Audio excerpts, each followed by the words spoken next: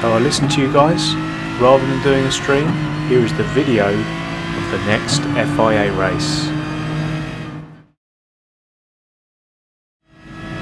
Hey guys, and welcome along to another video. If this is your first time here and you like watching all sorts of GT Sport related stuff, subscribe now and click the bell icon so you get notified of every video I upload and you don't miss a thing. So you join me here with about 3 seconds left of quali. Now the reason that you're watching a video is because you guys voted for it to be a video rather than a stream in a poll. So it's always worth voting in those polls because I do listen to you and I want to make sure that I give you what you guys want. Speaking of giving you what you guys want, the reason you're watching qualification right now is because somebody in that very poll said I wanted to hear about your qualifying, the strategy that you take and why you do what you do. So I'm going to tell you about it. So I'm concentrating more on my strategy now than I had been before in qualifying, and I have a few priorities. The first one is to do as many laps as possible so I do not get held back by the amount of weight that I have in terms of fuel. So that's priority number one. So every time that I come in to get new tyres I do not fill up, so make sure you don't do that, and also make sure you don't just exit, because next time you go onto the track the game will have automatically topped the fuel up and you'll incur a weight penalty through that. The second priority is that I get a banker lap in. That's early in the session. I normally do an out lap, a banker lap and then an in lap, and then also I reverse calculate how many laps I'm able to do, so I've got about 30 seconds to go at the end of the session, so I get one more qualifying lap in, as you can see here, which gives me one more chance to get higher up the grid. Now in this race we qualified in 7th, which I'm not too mad at, to be honest. It could have been 6th, I was 0.02 of a second behind, so we're in a decent place as we start the race. Now in my opinion, the first corner here at the Red Bull Ring is one of the most dangerous first corners in all of Gran Turismo. So we're going to go wide here so we don't cause any contact. We're also conscious of the guy up the inside. We've got the zone map on there, so I know exactly where he is, and he's actually going to get the run on us down into turn number 2. Now I've got a strategy with this. I'm not going to fight it too much. I'm going to let him through, because the more I fight it the more time we will collectively lose. You'll see an example of this later, and I don't want to get sucked into a battle with the guys behind. I want to be concentrating on up ahead because there are some good points on offer in this lobby, and I want to make sure I retain my SS ranking come the end of this championship. Now as you can see up ahead, the first 2 drivers are going to be running off into the distance, and 3rd all the way into 7th are going to be battling. So Ruti here, a fellow ERT member, is struggling in the Lexus. You can see him moving around all over the place there. They're going to go side by side through here, which is going to lose them both time, which allows me to get right on the back of Ruti. But of course I can't chuck it up the inside going into turn number 7. It's just going to lose us both too much time here, so I'm going to concentrate on slow in, fast out and line him up so we're in a position to make a move at a legitimate passing spot.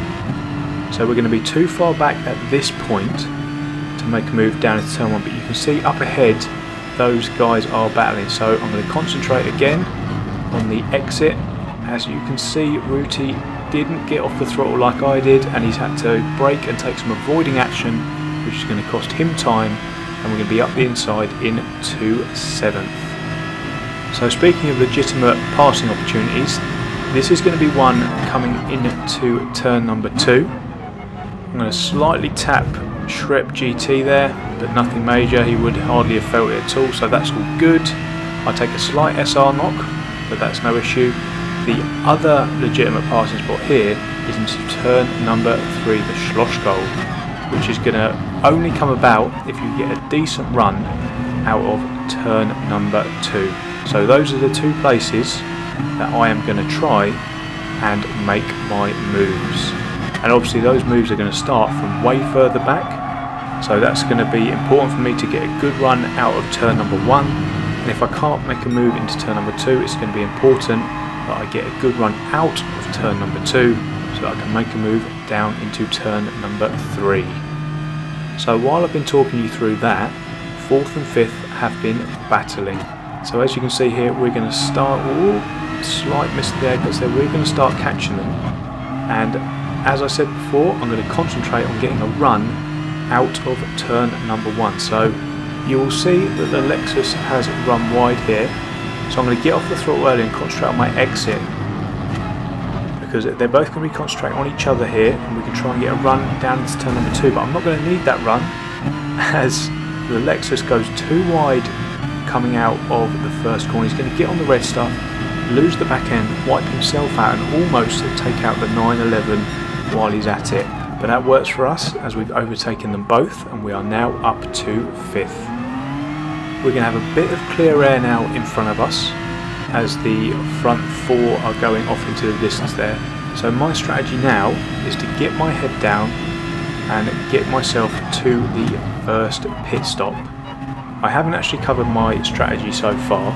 My strategy in this race, from a tyre point of view, is that I'm going to start on mediums, which is a tyre that I qualified on. I'm going to go to the end of lap 6, which is halfway. I'm then going to go back onto some mediums and finish the race. In this Manufacturers Championship, Polyphony Digital haven't made us have to refuel, so that isn't a problem at all. So it's just tyres, and I'm going to pit halfway. But my other strategy, from a racecraft point of view, is going to be a few things. So firstly, I'm not going to bin it. Sounds obvious, but by doing that, it's going to mean I'm going to have to be more conservative with the way I drive. So I'm not going to bin it. I'm going to try not to get any silly penalties, which is why I'm taking the corner like this. I would argue taking it properly. That's why I'm not flying all the way out into the red stuff, because as the guy got behind, I'm not going to want to have a penalty, because you're going to see the gates up here, the yellow gates coming out turn number 2, that you're going to lose so much time. It's not going to be worth those few tenths that you make up cutting the corner, when you have to lose so much, not only speed but momentum, coming all the way down this back straight. And that's one of 2 around here, so there really is no escaping it. I'm also going to try not to crash into others and generally be patient. So I'm being patient because that is the strategy that's got me to where I was at my highest, which was A+, and it's what has served me quite well in the last few races, and we are knocking back on the door of A+. So they're the few sort of cultural things. The cultural strategy that I've got is to not to bin it, not to get any penalties, and not to crash into others, stroke be patient. Sounds simple enough really when you say it, doesn't it? But as we all know, it's easier said than done. We're going to fast forward now to lap number 5, and the reason we're going to do that, because you will see 2 guys up ahead, the guy who was in 2nd and the guy who was in 4th, actually come in a lap earlier than us. So that's significant, because that is going to mean that they're going to have to do an extra lap on those set of mediums, or if they don't choose mediums, they're going to be on the slower compound, which is the hard compound. So in the very latest stages of the race, we're going to be on better tyres, and it's going to give us an opportunity, if we're around them, to make a move. So I'm going to try and have a good in lap, look at the state of those tyres. So they've seen better days, so I'm going to try and get round in one piece and get ourselves into the pit. We can then see where we all pan out.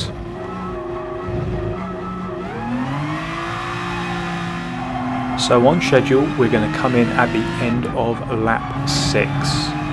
As you can see, everybody else is coming in for mediums as well, so we're going to come in and get some new boots on, no need to refuel as we said before, and we're going to see where we come out.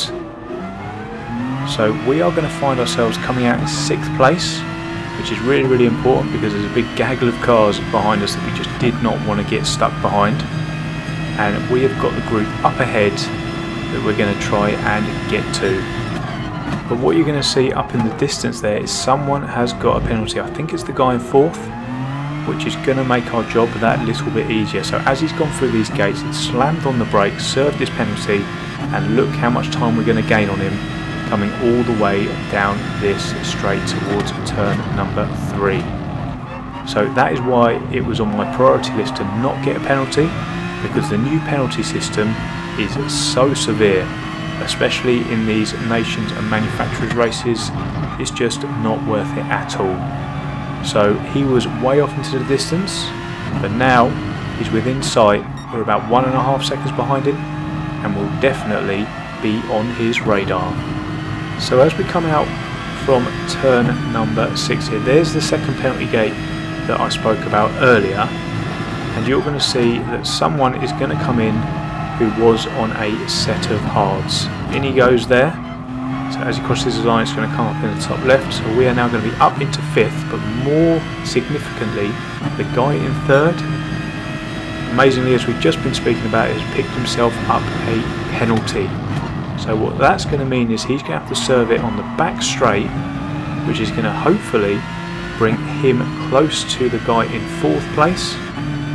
So they are going to end up battling, which hopefully will bring us into play. I just had a quick look back there to see who was around me, because I want them to start battling. If I get too close to the guy in 4th, he's going to be worrying about me, which is going to mean that his speed is going to be compromised. So we want to keep a safe distance so that he concentrates on the guy in front, and they embroil into a battle that's going to cost them more and more time.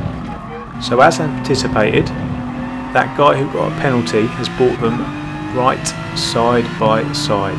So note we are 1.5 seconds behind them coming into turn number 3. So just keep an eye on the top left there in the delta and just watch this time diminish. This is what happens when you guys run side by side. So as we come out of turn number 6 again, we've taken half a second out of them, and it's going to be even more as the guy up in front looks to make a move. We're going to come down, we're at 9-ish tenths now, coming into the final corner here. The guy in 3rd is going to run wide, and they're going to be side by side. So we're 7 tenths behind now, and as I said, this isn't going to be a passing opportunity for us, so we're going to brake early and concentrate on our exit, and we're going to try and make a move down into turn number 2. So we're right behind them now. We've taken over a second out of them. We were 1.5 last time we went into turn number 3. We're going to have a look here. He's going to have a look in turn at number 3. We're actually going to put in a purple sector. There's a bit of contact which holds them both up, and then we're going to get a run down the inside of the guy in 4th place. We're going to take 4th and be in good position to hold on to it down into turn number 3. So we've got to make sure we're going to pick our braking point, which is going to be a little bit earlier than before because we're not as wide and the apex is much tighter. Concentrate on our exit speed, and we've made that move stick. Now significantly, the guy behind us now came in, as I get that corner a little bit wrong there, try and turn him while I'm braking. As I said, it's significant as the guy behind us actually came in a lap earlier than us, so his tyres are going to be 1 lap more worn than us, so I imagine he's going to drop off. So I've got to get my head down, make sure we don't get stuck in a battle with him and lose the guy in 3rd place, because I think if we play our cards right here, we could be on for a podium place here. So over the next few laps, as anticipated, the guy in 5th has dropped off, mainly due to his worn tyres, and we've caught up to the Viper up in front. Now I can see, and you'll be able to see here, that he's right on the ragged edge there as he runs as wide as possible through turn number 1, something I don't endorse, to be honest, but either way, he hasn't got a penalty, so fair play to him. But we're going to come down into turn number 2 here, and he is just going to get on the loud pedal too much coming out of turn number 2. I'm almost going to do it myself, but we're going to jump up to 3rd place. And that, I believe, is a culmination of getting our head down and being within that sort of 1.5 to 1 second barrier, which has meant he's had to push, which means his tyres have got wrecked. You can see him swivelling around in the background there, and also that pressure as well coming into the final lap has made him make a mistake. So I haven't actually had to pass him on the track properly. It's all down to some decent strategy and making him feel the pressure. Coming out of turn 6 again there, he is very close to us now, and I'm hoping he's not going to chuck it up the inside coming into the rim curve, curve number 7. It doesn't look like he's going to do it. If we can keep it on track here, our tyres are screaming as they're completely done for. Coming into the final corner, and we're going to come home to take, for the first time in a long time, a podium finish. So here we go, and here's our 3rd place confirmed, and we're going to collect a massive 1,682 championship points, which should secure our SS ranking for another season. And as you can see, we're getting ever closer to getting back to A+. But that is the end of the video, guys. I hope you enjoyed the video. If you did, please hit the like button and make sure you're subscribed to the channel if you haven't already. Thanks again so much for watching, and I will see you in the next one. Cheers.